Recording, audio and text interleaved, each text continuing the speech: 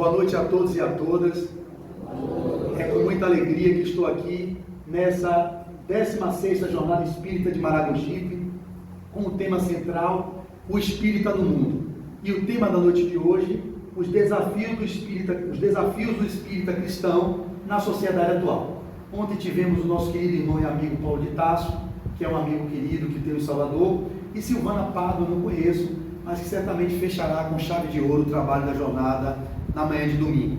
Mas nesse momento eu fico aqui agradecido e lisonjeado pelo convite que nossa querida Rita tem e a confiança que ela deposita em mim. Isso me deixa feliz e com a responsabilidade de, claro, atender aquilo que são os anseios dessa casa espírita.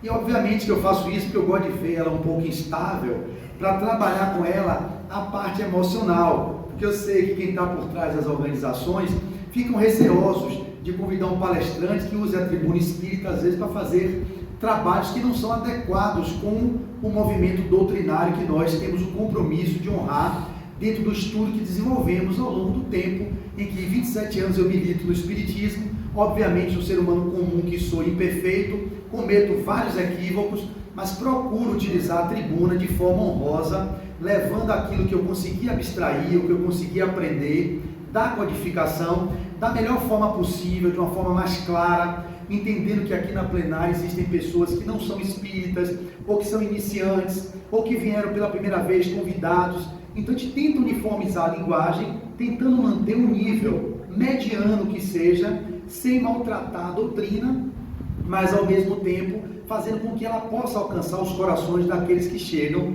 nesse espiritismo que é a doutrina consoladora. Para quem não sabe, que Jesus disse há 2023 anos atrás que enviaria em nome dele e que ficaria conosco até o final dos séculos.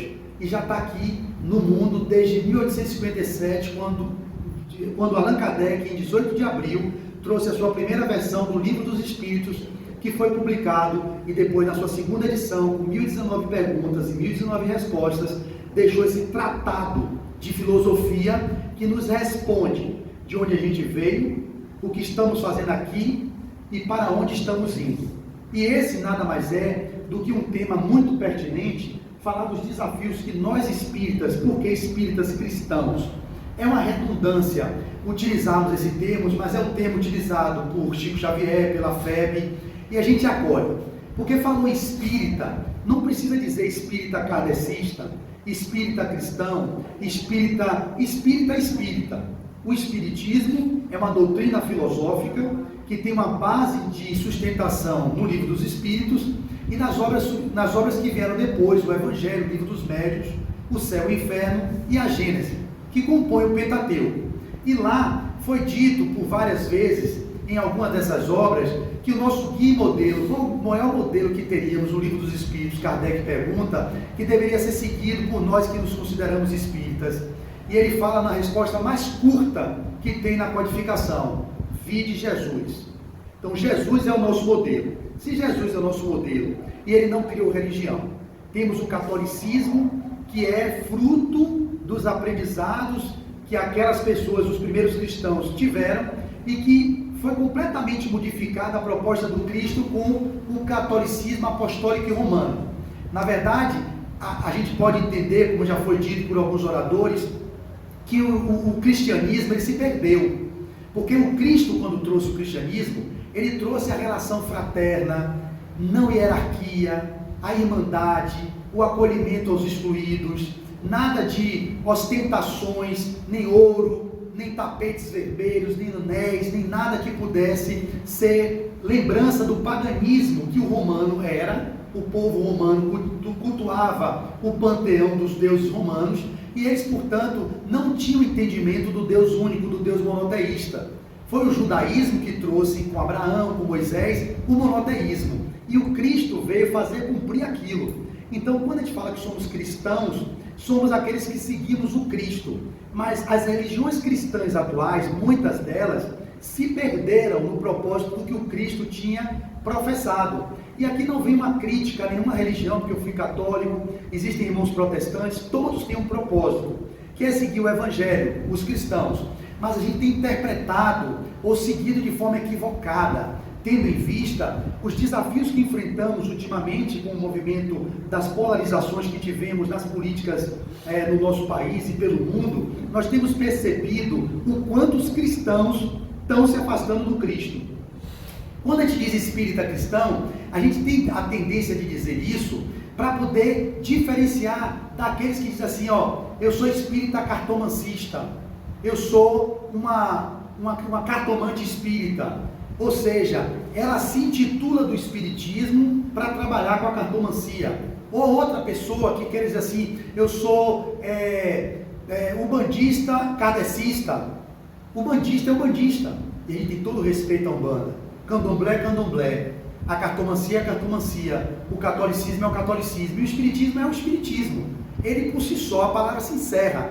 O espiritismo não precisa dizer que somos espíritas cristãos, porque a gente se baseia no Evangelho do Cristo, com Allan Kardec, que codifica através da gerência do Espírito de Verdade, que alguns chamam e dizem que é o Cristo, há controvérsias, mas alguns estudiosos apontam que o Espírito de Verdade é o Cristo, já outros dizem que é outro ser que comanda a codificação, mas isso é menos importante, mas são todos enviados pelo Cristo, para fazer cumprir a lei do que ele queria que enviaria, o Consolador.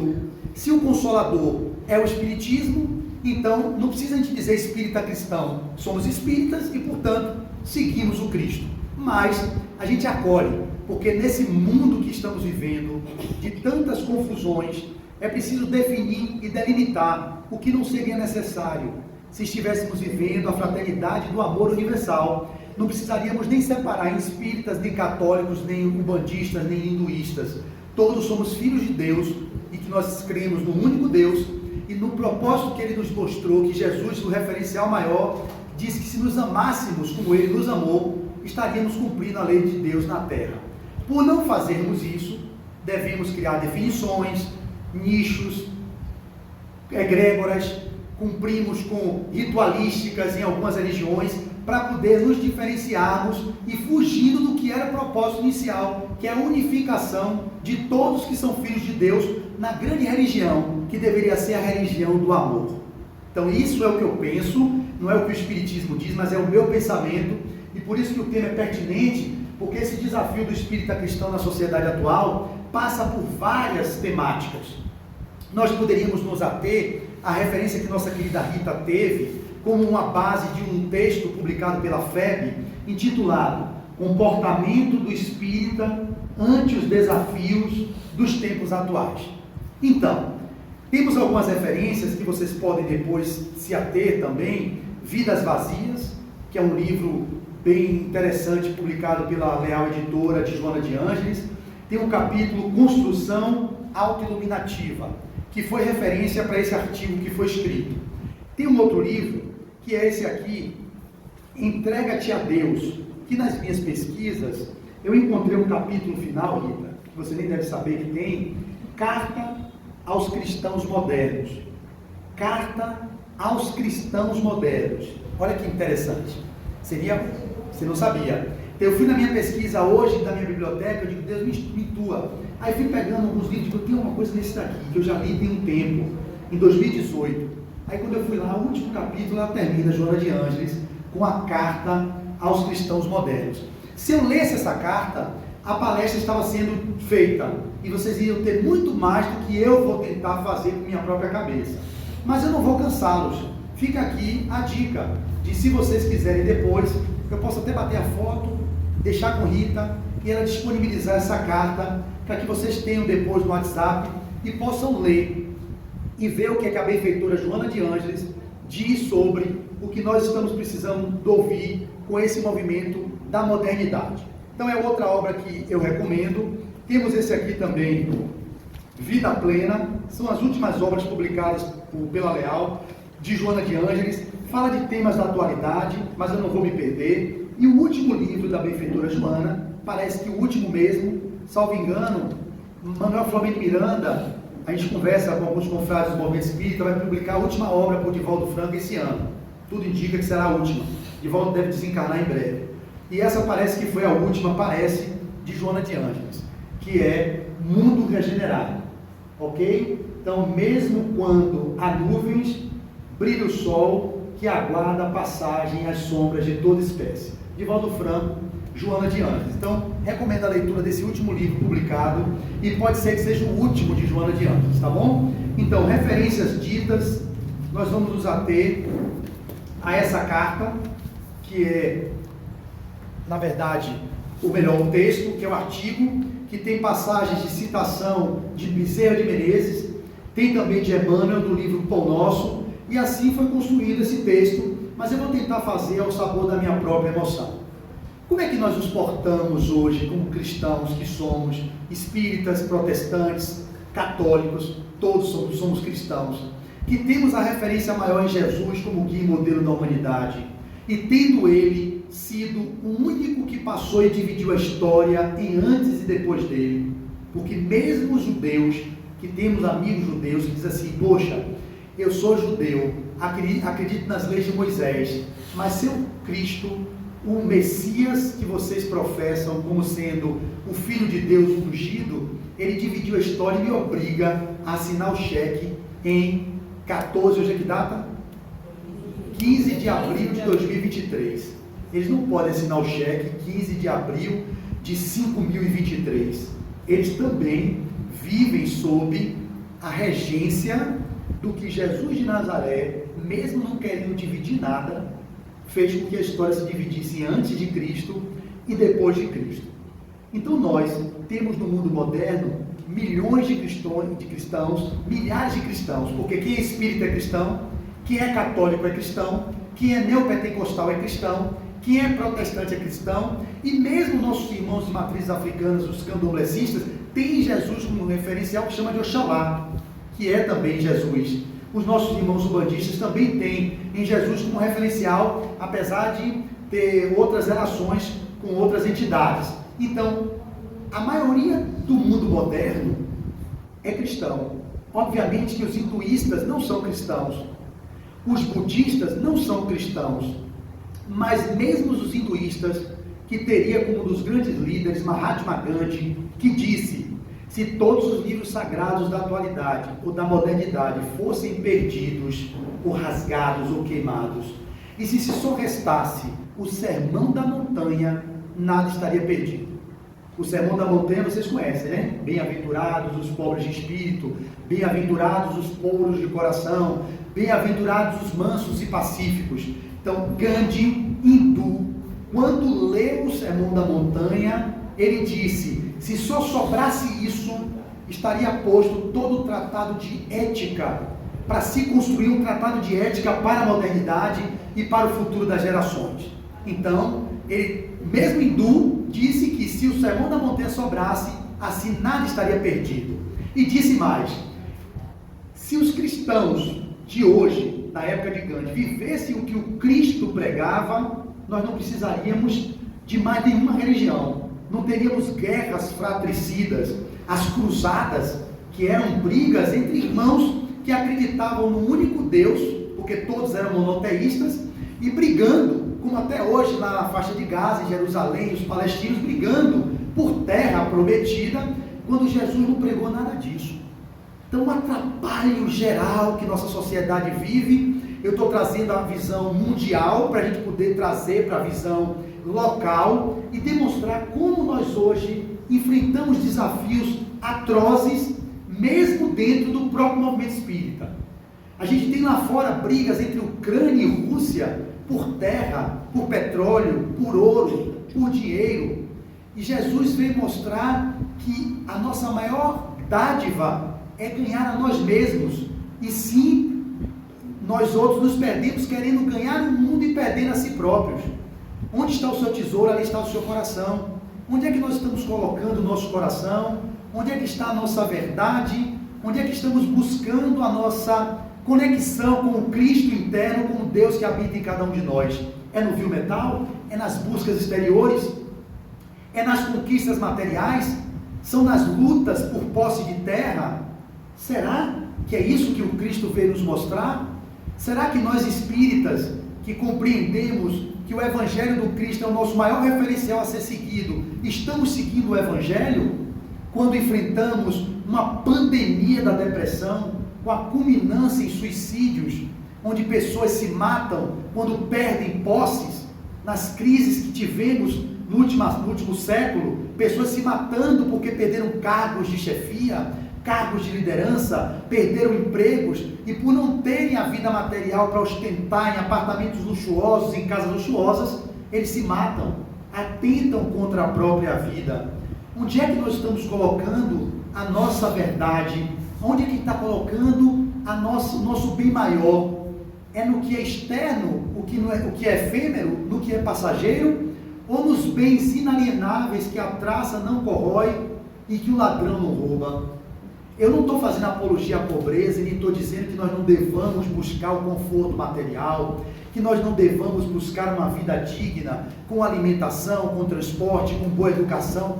Tudo isso é legítimo, porque estamos no mundo e é no mundo que precisamos viver. E se estamos no mundo, dependemos das coisas do mundo, mas não deveríamos nos prender e viver a nossa vida em função das coisas do mundo, porque tudo que está aqui passa. O que não passa são as conquistas em que vocês vão levar no espírito imortal que vocês são. Nós somos espíritos imortais.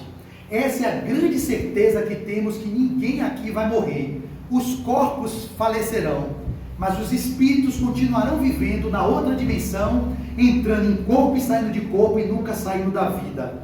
Quando a gente não prioriza o que deveria ser o essencial, que é o espírito imortal, a gente cai no que estamos vivendo atualmente. É uma busca de sentido, onde não vamos encontrar sentido. Qual é o propósito de vocês? Qual é o propósito da vida de vocês? É óbvio que a gente não vai poder fazer um debate aqui, não há tempo para isso, mas são provocações. Qual é o propósito da vida de vocês? Trabalhar? Fazer uma família? Ganhar dinheiro? Ter uma profissão? Envelhecer e morrer? Ter uma aposentadoria e ficar viajando pelo mundo? Esse é o propósito de vocês? É o propósito de uma grande parte da população mundial. E nós, como espíritas, que sabemos que o espírito é imortal, deveríamos ter propósitos que fossem primários ou principais. Esse deveria ser um propósito secundário, porque eu tenho esse propósito também. Eu me graduei, eu construí família, eu estou vivendo uma vida de necessidades materiais, eu tenho uma casa, eu tenho um carro. Isso é fato. Mas é isso que eu estou colocando o meu maior empenho, a minha maior dedicação? Não. Eu sempre disse a meus pais e a minha mãe, a minha esposa e aos meus amigos e aos meus pacientes: a minha prioridade nessa encarnação é o espírito que sou. E nesse movimento, o demais virá por acréscimo. Quando eu invisto na minha espiritualidade, mesmo que sejam pessoas que não têm religião, a gente está dando prioridade ao que é essencial à vida. O demais virá por acréscimo. Disse Jesus: buscareis o reino dos céus e os demais será dado por acréscimo. A gente busca o reino da terra e esquece que o essencial é o reino dos céus. O reino do céu não é ficar contemplando estrela e nem orando dia e noite, é viver no mundo com os pés no chão, as mãos trabalhando e a mente nas estrelas.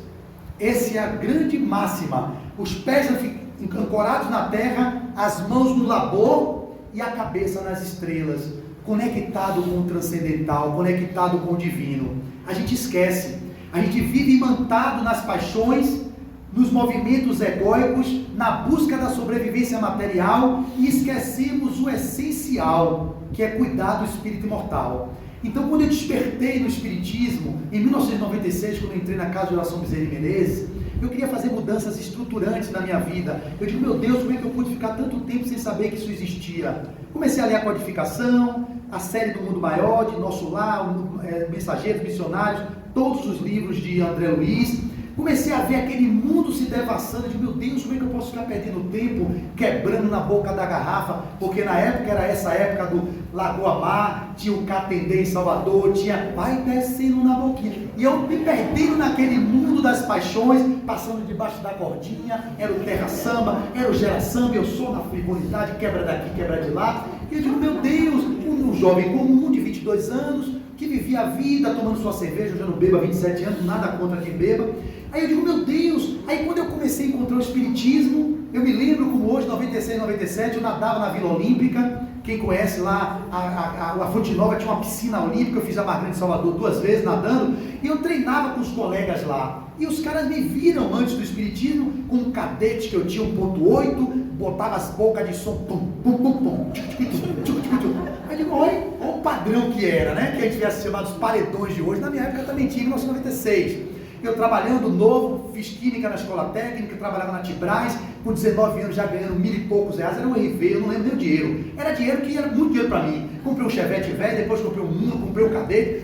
Meu pai e minha mãe eram pobres, mas me davam o que comer e o que dormir. Então o dinheiro era para carro, para farrear, né, Leandro? Você não pegou essa época, você é mais novo que eu. Mas aí o que acontece? Eu, naquele mundo da juventude perdida, encontro a doutrina espírita, esse manancial de luz. Eu digo, meu Deus, isso é lindo demais. Não é conversão e não é imposição dogmática com um Deus punitivo que castiga. Eu comecei a despertar minha consciência para algo novo que surgia. Eu era católico, fui batizado, fui crismado, fiz primeira comunhão. Mas quando eu vi o espiritismo, eu digo, não, o que é isso? Eu me arrepiava quando eu lia as obras, eu digo, não, era esse o meu caminho. Eu parei de beber, parei de farrear, os caras falando, você é pastor? Eu digo, não, eu sou espírita. Mas você é espírita, o espiritismo, não proíbe nada. Mas você está parecendo um pastor, falou, você até um mês passado estava quebrando. Eu digo, mas isso não funciona mais para mim. Não foi imposição, eu não tinha mais tempo, eu queria ir para voluntariado na cantina, eu ia para a livraria, eu ia para a doutrinária, eu ia para o grupo de estudo na COBEM na segunda, eu ia para o grupo de estudo na sexta, eu fiquei em imersão. Era uma descoberta, era um consolo, era um amor por aquela doutrina libertadora. Eu me engajei em trabalho social,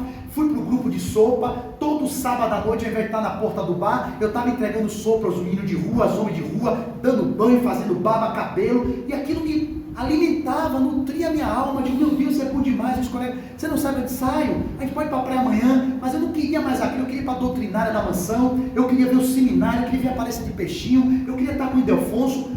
Eu comecei a descobrir um outro caminho que me trazia aquilo que eu precisava, que era um pouco de paz interior, saindo um pouco da vida frívola, também desmamando aquilo. Não me virei um anjo, não sou um puritano, pelo amor de Deus, mas eu comecei a buscar um outro sentido na minha vida. Qual era o sentido? A espiritualidade.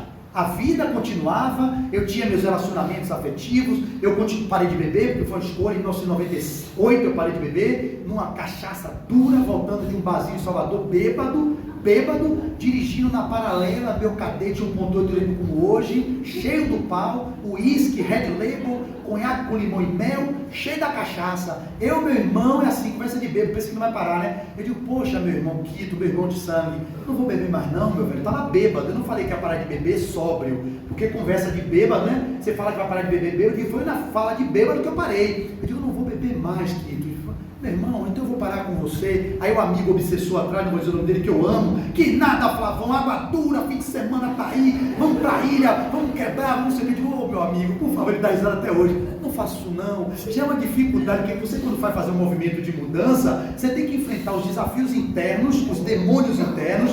Os demônios externos são as entidades obsessoras que querem lhe manter naquele lugar, e os demônios, que são seus amigos, colegas, que vão perder você da companhia. É um monte de demônio. Começa os demônios de dentro de você mesmo. E aí eu comecei a enfrentar os meus demônios, os demônios em volta de mim, os demônios que estão desencarnados, e depois até meu pai e minha mãe, que me viram para beber. Você é muito radical, mas minha mãe, na senhora que falou que eu bebia, meu filho, nem um vinho na Santa Ceia, não, nem um champanhe para celebrar no Réveillon, não, eu tomo meu Sprite. Hoje eu não tomo nem refrigerante, um Spritezinho eu tomo. Não é para fazer um espumante? Vamos aqui, então eu tomo uma cidra Cerezé, coisa, né, sem álcool, é como eu celebro com a minha esposa. Então até meus pais ficaram assustados com aquela mudança. Mas o que é que estava por trás disso tudo? Era a doutrina espírita entrando na minha vida. A gente entra no espiritismo, mas não deixa o espiritismo entrar em nós. Tem gente aqui que tem 30, 40 anos de espiritismo, mas não permite o espiritismo entrar. Eles entram no espiritismo, mas não deixam o espiritismo entrar neles. Então estejam atentos, vocês que estão nessa busca de espiritualidade, que estão hoje sábado à noite aqui nessa casa, ouvindo esse orador, esse expositor falar de um monte de história, para que vocês percebam qual é o propósito de vocês. É nascer, envelhecer, procriar, gerar uma família, criar uma casa, ter uma profissão. Será que é esse o propósito de estar no corpo? Não pode ser. A gente tem que passar no corpo, fazer a conquista do mundo material, como o Peixinho fala sempre. Como é que vocês podem alcançar o reino dos céus se você não consegue ter competência nem de alcançar o reino da terra?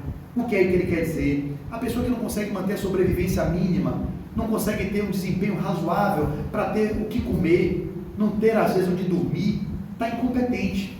A gente sabe que são questões sociais importantes e que são desafios que a gente enfrenta, da exclusão social, do capitalismo selvagem, das empresas que querem espoliar aqueles outros empresários que têm uma visão social que empodera os outros. A gente vive numa sociedade voraz, mas se a gente não consegue ter uma mínima competência de ter uma educação básica, uma moradia básica, uma alimentação básica, como é que essas pessoas podem alcançar o reino dos céus? Não tem como, porque está lá também na codificação. O crescimento intelectual antecede o crescimento moral. A gente para evoluir moralmente precisa crescer intelectualmente, caminha junto, as duas asas, intelecto e moral. Mas não tem como eu avançar moralmente sem avançar intelectualmente. Então é preciso também desenvolver as habilidades cognitivas, educacionais. É preciso se desenvolver nos vários aspectos para que a gente consiga alcançar o nível de evolução moral que todos almejamos, e a referência nossa é o Cristo. Quando então a gente busca um propósito que está pautado na espiritualidade, nós temos a segurança de que quando o desemprego chegar, quando a morte de um ente querido chegar, quando uma traição de um amigo, de uma esposa acontecer, você tem onde se apoiar, não o contrário. Busca tudo de sobrevivência no que diz respeito àquilo que é perecível, e quando a casa cai, o filho vai para o narcotráfico, a mulher traiu, o marido traiu, um pai morre, um filho morre, vem desesperado para a casa espírita, para as igrejas de um modo geral, buscando a salvação naquilo que vai ser apenas um remediar, ao invés de vocês trabalharem com a prevenção. Então, o investimento que nós deveríamos ter como base e prioridade deveria ser a nossa busca do cultivo dos bens inalienáveis do espírito imortal que somos, sem prescindir daquilo que o mundo nos oferece. E aí a gente vai dizer, quais são os desafios que enfrentamos? É tanta tecnologia, tanto avanço em ciência, mas nunca vimos tanto vazio existencial. Tantas pessoas que não têm um sentido por que viver, ou para que viver. E aí pergunta, eu atendo pacientes que recebem menos valor, 3 mil, e pacientes que ganham 100 mil, nesse nível, de 3 mil a 100 mil. Eu não sei o que é ganhar 100 mil por mês, e não sei para que a pessoa precisa ganhar 100 mil por mês. Eu acho que não é necessário, acho que todo mundo deveria viver ganhando, todo mundo, 10 mil. Daria para todo mundo viver razoavelmente bem, é um valor que deveria ser justo para todo mundo. Alguns ganhariam 30, 40, outros ganhariam 5, 6 mil, mas ninguém abaixo de 5 mil, e não teria necessidade de ninguém ganhar mais de 100 mil, não precisa. Então tem gente que ganha 100 mil, que chega com carro de luxo, que chega lá com Land Rover, com Mercedes. Eu digo, meu Deus, quanto dinheiro! E aí troca de carro, na minha inveja já comprou outro, aí pegou um conversível, e pegou um carro que não sei o quê, e a casa de 5 milhões, que agora não sei das contas. Eu digo, meu Deus, e aí, depressivo, alcoolista, vivendo uma relação de menos amor, de menos valor, um vazio existencial com tudo de material, mas o sentido do viver foi pautado em coisas que são perecíveis. Conquistou tudo, mas agora, Flávio, eu estou vazio, eu estou triste. Eu digo, mas foi minha busca, carreira, investi nisso, naquilo outro, alcancei o meu topo do que eu precisava, material e intelectual, mas um vazio existencial. Eu bebo todas as noites, eu preciso me drogar de vez em quando, e eu digo, será? O que faltou para você? Você investiu no que é o essencial? Não. Religião sempre foi segundo plano. Eu nunca busquei fazer retiros de meditação. Eu não eduquei meus filhos na evangelização, que seja no catolicismo, na igreja protestante ou no espiritismo. Eu simplesmente dei as melhores escolas para eles. Eu procurei pagar intercâmbio. Eu fiz eles fazerem inglês, francês, piano. Tocavam, dançavam, nadavam. Tudo que eu podia fazer, eu investi. Mas meu filho está depressivo, está obeso mórbido, está com hipertensão, vou ter que fazer a bariátrica, e as histórias vão se acumulando, e eu digo, meu Deus, será que é isso que é o propósito que deveríamos ter enquanto humanidade?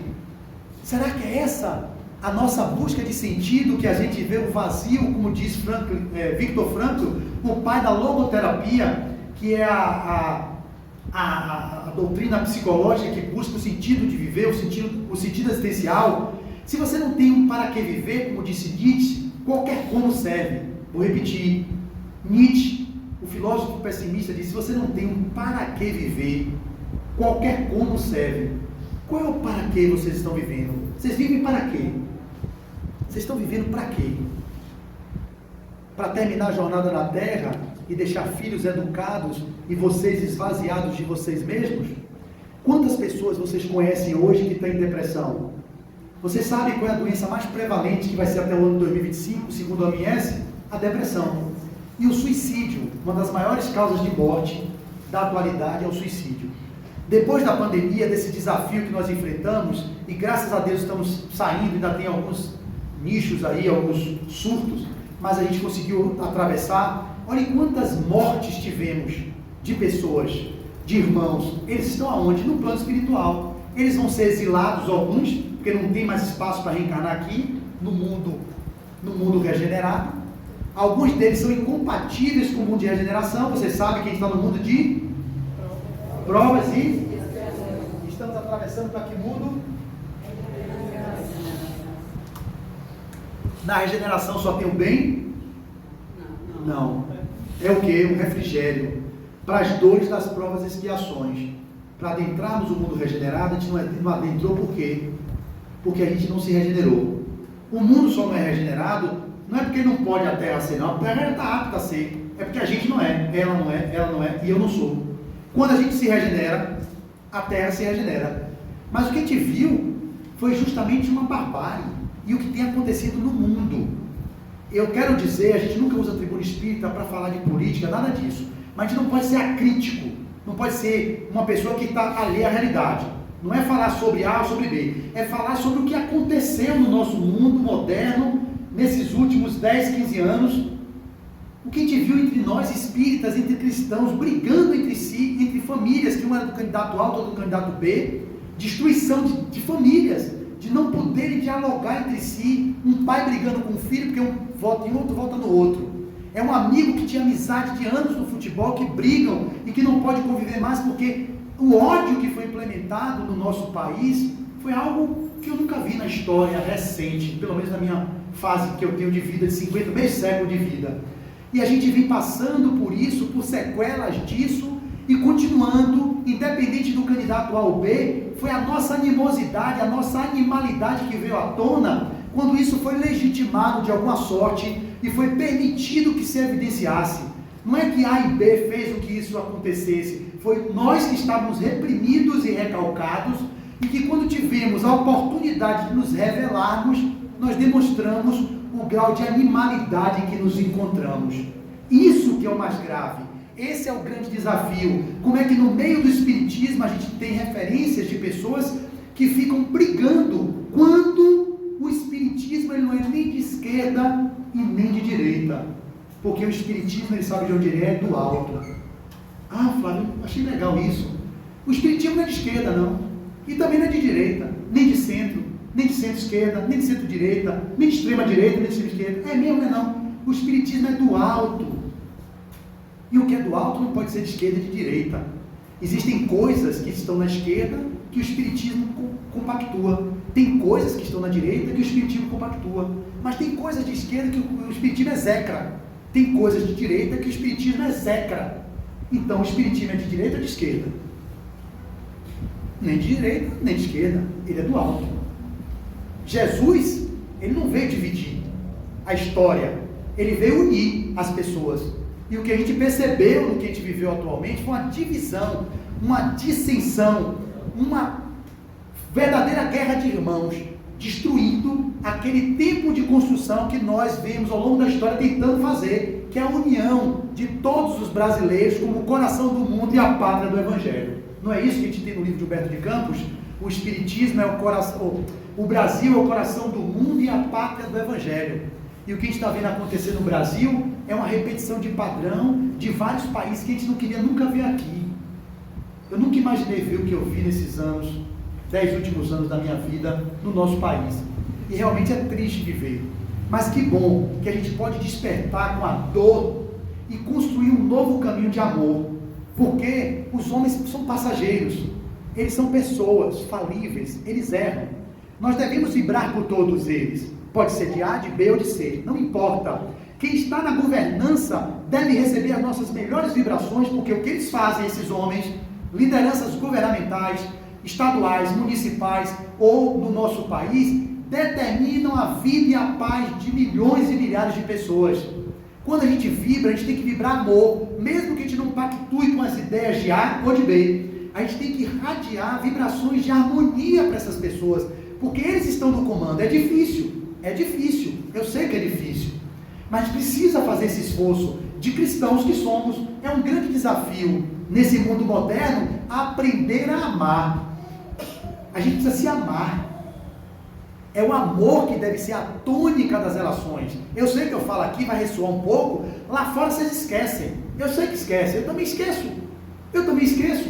Mas a gente tem que estar falando sempre, porque no falando é que a gente vai aprimorando, e daqui a pouco a gente vai estar vivendo. O tempo se esvai, eu sinto que já são 8 horas, até que horas? 8h10?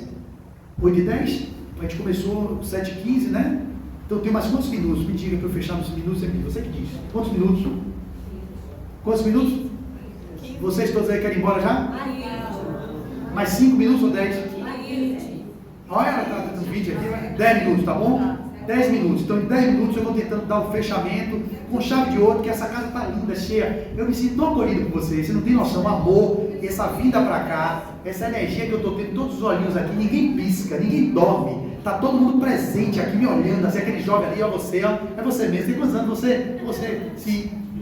Você está atento comigo, está me olhando assim, né? Está batendo alguma coisa aí, meu irmão? Qual é seu nome? Bruno. Você já é espírita há algum tempo? E aí, tá achando o quê, velho? Tá tudo confuso para você ou tá uma confusão na sua cabeça? Como é que tá? Tá um pouco confuso. Porque a linguagem, Bruno, o espiritismo é uma ciência. A gente precisa estudar o espiritismo. Não dá para fazer uma palestra de 50 minutos falando de temas tão complexos, o que é a vida. Se você entende que você não começou a viver quando sua mãe teve relação com seu pai, e você começou a viver, você acha que você começou a viver aí, foi? Você acha que você começou quando? Você é um espírito, né? Pronto, essa é a premissa básica. Você é espírito imortal. Então você viveu antes, vive agora e vai viver depois. Você está aqui no personagem Bruno, eu estou no personagem Flávio. Toda essa fala minha, ela não pode ser pautada na visão materialista do mundo. Por que a gente está vivendo o que está vivendo, Bruno? Com depressão, suicídio, a busca da sobrevivência do ter em detrimento do ser. Por quê? A sociedade materialista, ela não acredita, mesmo os que acreditam, porque os espíritas são espiritualistas, os católicos são espiritualistas, os evangélicos são espiritualistas. Espiritualistas são quem acredita em algo além da matéria. Todo mundo que acredita em algo além da matéria é espiritualista, mas mesmo os espiritualistas são materialistas, porque parece que esquecem que a vida não acaba com a morte do corpo. Mesmo quem acredita que morre vai para o céu e para o inferno, mesmo aqueles como nós que sabemos que continuamos vivendo na outra dimensão e que vamos entrando em corpo, saindo de corpo, mas nunca saímos da vida. A vida é única. A gente entra em corpo, sai do corpo, mas entra sempre em corpo, sai de corpo, a gente sai da vida, não. Desde que você foi criado, nunca mais você vai ser destruído, você nunca mais sumirá.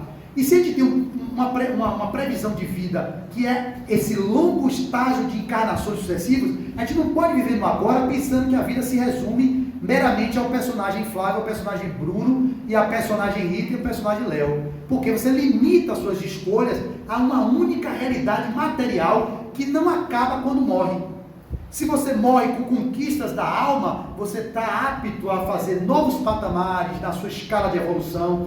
E isso quem ganha não é Jesus, não é Deus, não é você, é ela, sou eu. A gente encontra paz, a gente encontra harmonia interior. E todo mundo aqui quer viver em harmonia, mas não consegue. Por quê? Porque é medo de morrer, medo de faltar, é a escassez, é o propósito do ter, esqueceu de investir no ser, não medita, não ora, não faz trabalho de autoconhecimento, não busca a espiritualidade, e na hora que a dor chega, o desespero, meu Deus, o que é que eu faço agora? Me dê um passe, bote meu nome na mediúnica, pastor, me ajude, pastor, faz a sessão do descarrego, padre, meu padre, me dá um banho de água benta, eu não aguento mais. É isso que a gente vive, é o oba-oba do viver, que é o imediatismo, que é uma pílula que eu tomo e resolva meus problemas.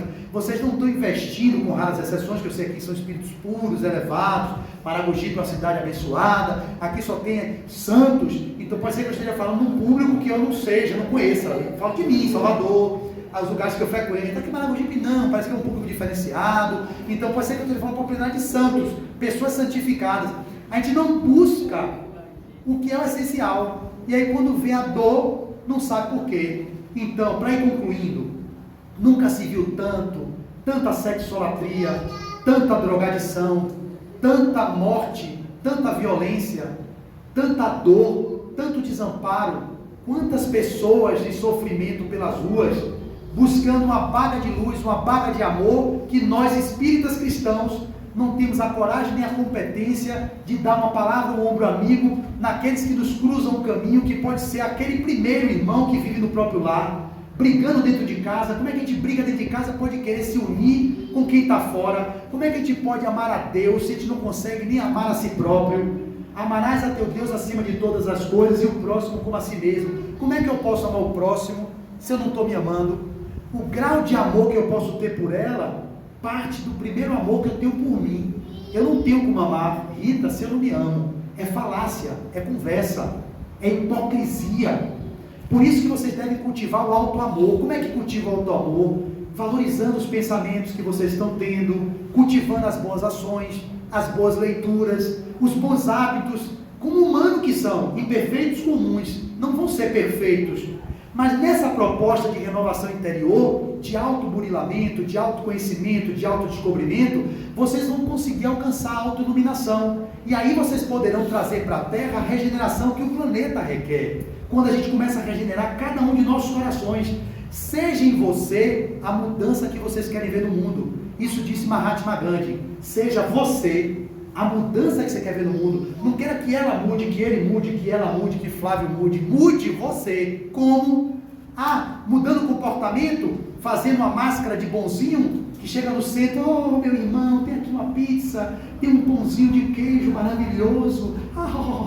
Glailma lá, me tratando docinha. Quando chega, Flavinho, tem ali um sanduíchezinho, tem uma empanadinha para você, o suquinho. Quando chega, vai miséria, passa o menino na roça e desgrama, me chuta, demônio. E aí, é uma falácia de hipócrita que nós somos, numa grande maioria, no relacionamento com o outro, o trato fino. Por quê? Porque precisa ser amado, precisa ser aceito, precisa ser querido, e você não quer ser rejeitado. Todo mundo quer vínculo, todo mundo quer ser pertencente. E a gente usa essas máscaras. Eu não estou dizendo que todo mundo tem que ser ignorante e descortês na relação com o outro. É saber que vocês estão usando a máscara do verniz social, mas entendendo que dentro de vocês tem um ser humano bruto, arrogante, prepotente, vaidoso, intolerante, raivoso, porque é o estágio que nós estamos na questão 913 do Livro dos Espíritos, tem lá.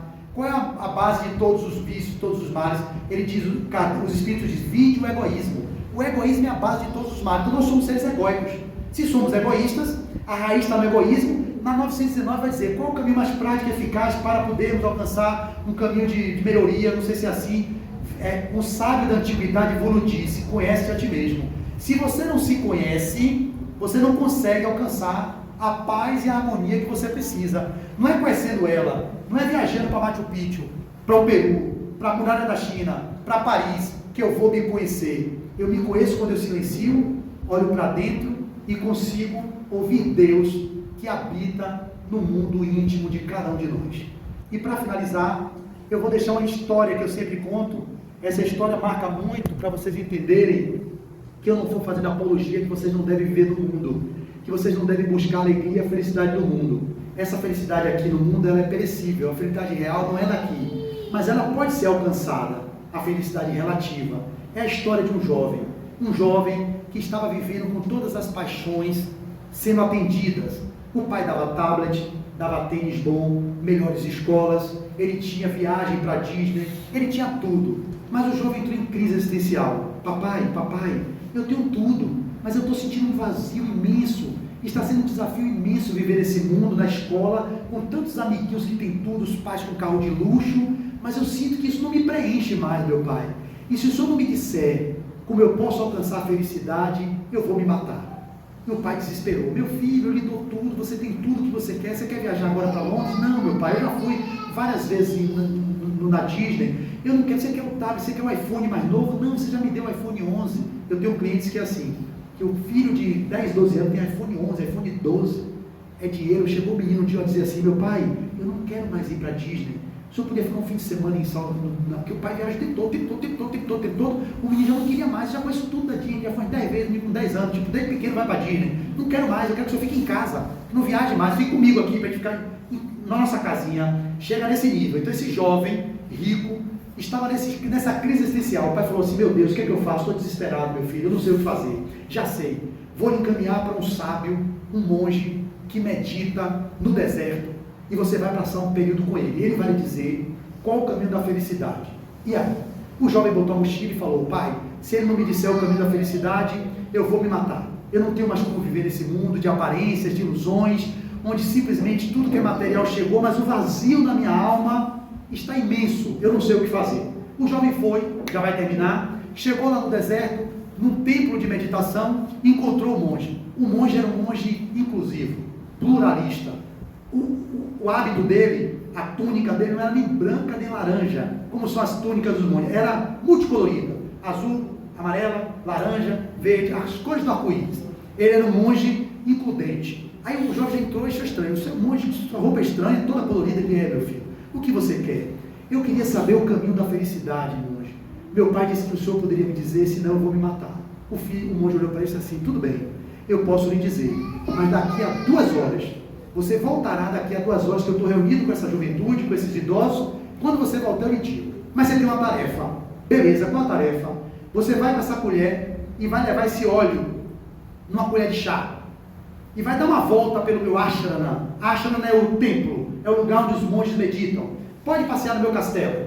E aí depois você volta. O jovem saiu com a colher na mão, deu a volta e tudo, 2 horas depois ele voltou. Mestre, está aqui o óleo, não derrubei. Eu preciso saber como eu posso alcançar a felicidade. O mestre olhou: que beleza, fez a volta, o óleo está aí. Mas você viu os meus tapetes persas? Não. Você viu os meus vasos da dinastia Ming? Não. Você viu os animais silvestres no lago que eu fiz encantador, com peixes exóticos? Não. Você não viu o zoológico, o meu jardim suspenso com aquelas plantas exóticas que eu trouxe da Ásia? Não.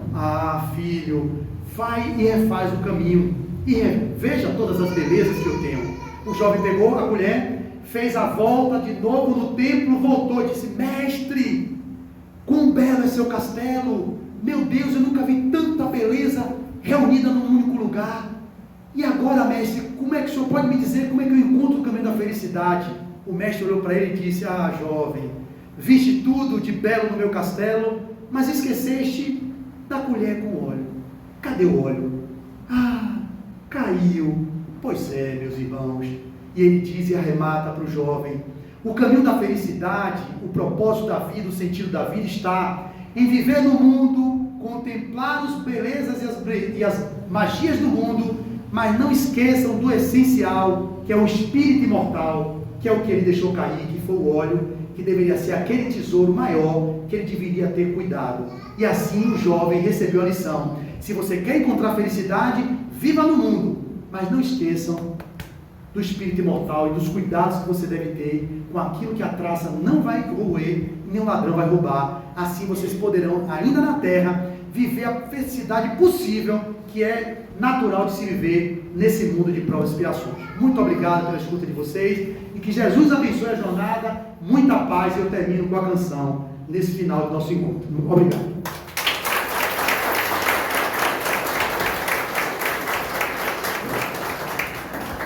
E a alegria cristã é o que representa esse momento em que nos encontramos aqui. Posso tocar agora? Posso tocar agora? Ou depois? Tá, depois. Deixa eu parar ali o negócio. Antes que dê tilt.